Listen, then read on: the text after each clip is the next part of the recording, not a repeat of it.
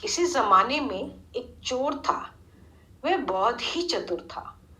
लोग तो कहते थे कि वह आदमी की आंखों से काजल तक उड़ा सकता है। एक दिन उस चोर ने सोचा कि जब तक वह राजधानी में नहीं जाएगा और अपना करतब नहीं दिखाएगा, तब तक चोरों के बीच उसकी धाक कैसे जमेगी। यह सोचकर वह राजधानी की ओर रवाना हुआ। वहां पहुंचकर उसने नगर का चक्कर लगाया और देखा कि वो क्या कर सकता है। फिर तय किया कि राजा के महल से ही अपना काम शुरू करेगा। राजा ने रात दिन महल की रखवाली करने के लिए बहुत से सिपाही तैनात कर रखे थे। उस महल में तो परिंदा भी नहीं घुस सकता था। महल में एक बहुत बड़ी घड़ी लगी थी जो दिन रात का समय बताने के लिए घंटे बजाती रहती थी।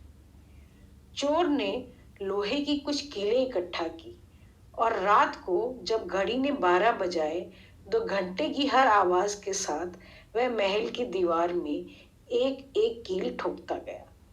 इस तरह बिना शोर किए उसने दीवार में 12 कीलें लगा दी। फिर उन्हें पकड़कर वह ऊपर चढ़ गया और महल में दाखिल हो गया। इसके बाद वह खजाने में गया और वहां से बहुत से हीरे चुरा लिए। अगले दिन जब चोरी का पता लगा तो मंत्रियों ने राजा को इसकी खबर दी। राजा बहुत हैरान हुआ और नाराज भी हुआ। उसने मंत्रियों को आज्ञा दी कि शहर की सड़कों पर गश्त करने के लिए सिपाहियों की संख्या दूनी कर दी जाए और रात को अगर किसी को घूमते हुए पाया जाए तो उसे चोर समझकर गिरफ्तार कर लिया जाए। जिस समय दरबार में यह ऐलान हो रहा था तो चोर एक नागरिक के भेष में वही मौजूद था। उसने सारी योजना की एक एक बात पता चल गई। उसे फौरन यह भी मालूम हो गया कि कौन से 26 सिपाही शहर में गश्त के लिए चुने गए हैं। वह अपने घर गया और साधु का बाना धारण कर लिया और उन 26 सिपाहियों की बीवियों से जाकर मिला। हर एक बीवी यही चाहती थी कि उसके पति ही चोर को पकड़े और राजा से इनाम ले। एक एक करके चोर उन सबके पास गया और उनके हाथ देखकर बताया कि यह रात उनके लिए बहुत शुभ है। उनका पति की पोशाक में ही चोर उनके घर आएगा, लेकिन चोर को अपने घर के अंदर न आने देना। घर के सारे दरवाजे बंद कर लेना और भले ही वह तुम्हें पति की आवाज में बोलता सुनाई दे, उसके ऊपर जलता कोयला फेंक देना।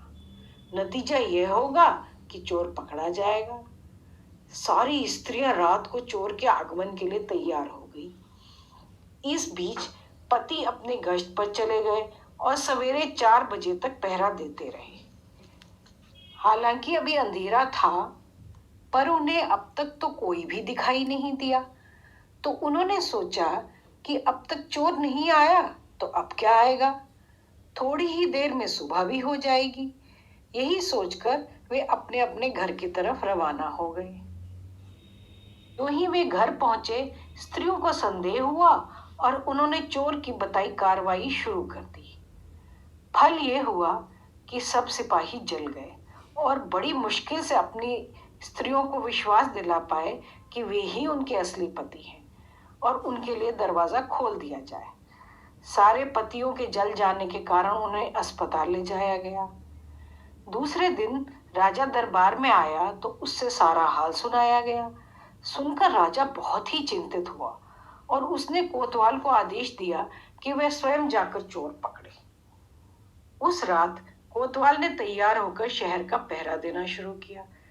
जब वह एक गली में जा रहा था तो चोर ने वहां पहुंचकर कहा, मैं चोर हूं। कोतवाल समझा कि लड़का उसके साथ मजाक कर रहा है। उसने कहा, मजाक छोड़ो और अगर तुम चोर हो तो मेरे साथ आओ, मैं तुम्हें काठ में डाल दूंगा। चोर बोला, ठीक है, इससे मेरा क्या जाएगा, और वह कोतवाल के साथ काठ डालने की जगह पर पहुंच गया। क्या आप जानते हैं काठ क्या होती है? दरअसल काठ पुराने जमाने में एक तरह का लकड़ी का फद्दा होता था जो अपराधियों को कैद करने के लिए इस्तेमाल होता था। लकड़ी में बीच में एक बड़ा सा छेद होता था जिसमें सर डालकर जंजीर या रस्सी से अपराधी को बांध दिया जाता था। वहां जाकर चोर ने कहा, कोतवाल साहब, इस काठ को आप इस्तेमाल कैसे किया करते हैं? मेहरबानी करके मुझे समझा दीजिए। कोतवाल ने कहा, तुम्हारा क्या भरोसा, मैं तुम्हें बताऊं और तुम भाग जाओ तो?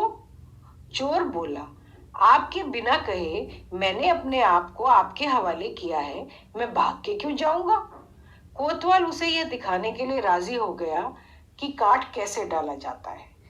जो ही उसने अपने हाथ पैर उसमें डाले तो चोर ने झट से रस्सी घुमाई और उसको काठ में ही बंद कर दिया और वहां से रवाना हो गया। जाड़े की रात थी।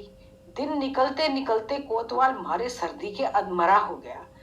सवेरे जब सिपाही बाहर आने लगे तो उन्होंने देखा कि कोतवाल काठ में फंसे पड़े हैं। उन्होंने उनको उसमें से निकाला और अस्पताल ले गए।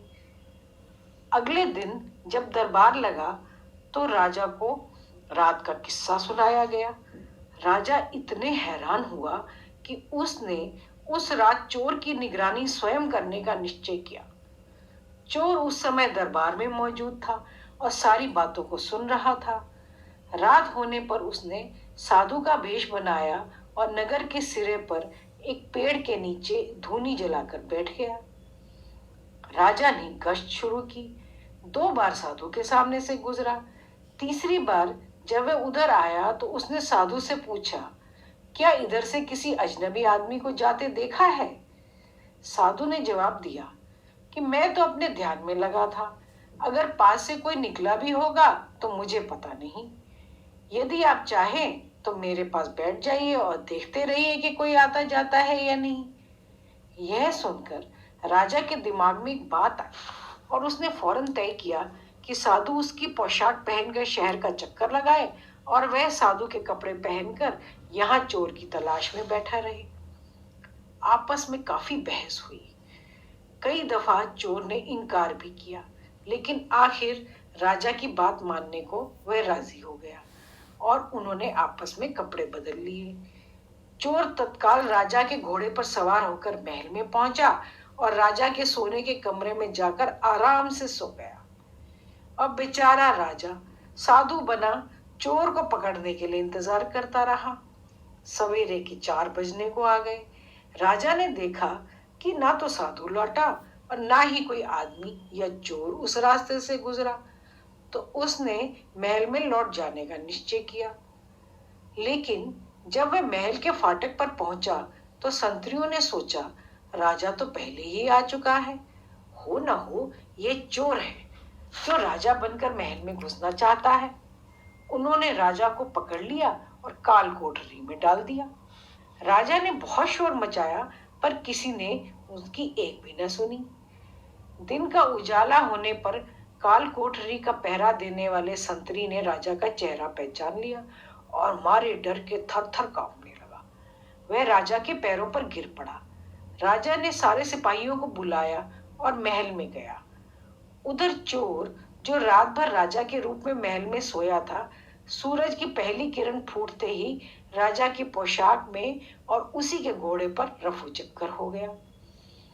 अगले दिन जब राजा अपने दरबार में पहुंचा तो बहुत ही हताश था। उसने ऐलान किया कि अगर चोर उसके सामने उपस्थित हो जाएगा तो उसे माफ कर दिया जाएगा। उसकी चतुराई के लिए उसे इनाम भी दिया जाएगा। चोर वहां मौजूद था ही, फौरन राजा के सामने आ गया और बोला, महाराज, मैं ही वह अपराधी हूँ। इसके सबूत में उसने राजा के महल से जो कुछ चुराया था वह सब सामने रख दिया, साथ ही राजा की पोशाक और घोड़ा भी। और उसने राजा से वादा भी किया कि वह चोरी करना छोड़ देगा और अपनी चतुराई को राज्य के भले के लिए इस्तेमाल करेगा। राजा तो इससे बहुत प्रसन्न हो गए। उन्होंने उसे एक गांव इनाम में दिया और इसके बाद चोर खूब आनंद से रहने लगा। हमारी कहानी तो यहीं खत्म हुई। आपको इस तरह की कहानियां अच्छी लगे तो हमारे चैनल को सब्सक्राइब करें, शेयर करें, लाइक करें और कमेंट भी करें। धन्यवाद।